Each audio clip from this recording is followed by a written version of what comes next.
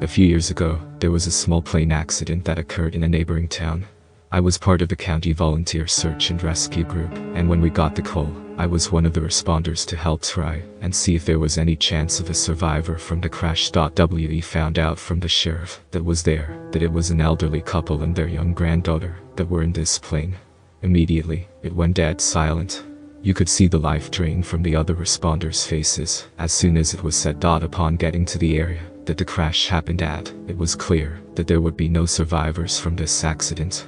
It wouldn't have a happy ending. There would be no joyful and tear-filled reunion. This plane was absolutely destroyed. Arlette turned to the group and said, if anybody was uncomfortable or not willing to do the recovery of the bodies, there would be no hard feelings or anything held against them.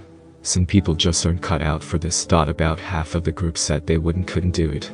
They helped set up the rappelling lines, made some radio calls to other teams that were lower on the hillside, helping us navigate through the broken trees and aircraft parts to get to where we expected to find the bodies. I'll never forget the feeling of complete, utter numbness I experienced that day. The first thing any of us saw was this small stuffed teddy bear and the blood that had soaked onto it. When we finally were able to get down to the bodies, we had to stop and collect ourselves. It was heartbreaking to see this little girl with such empty, devoid eyes.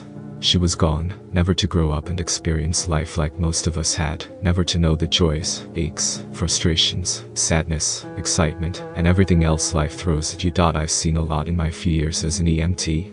I've seen drug overdoses, diabetic shock, car crashes, suicides of all manners, but this fucked me up for a while.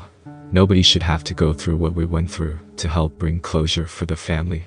Nobody should have to deal with bringing back a child in a body bag. But if I don't stand up and do it, someone else has to bear the heartache, the depression, the numbness. And I don't ever want someone else to experience it like I did.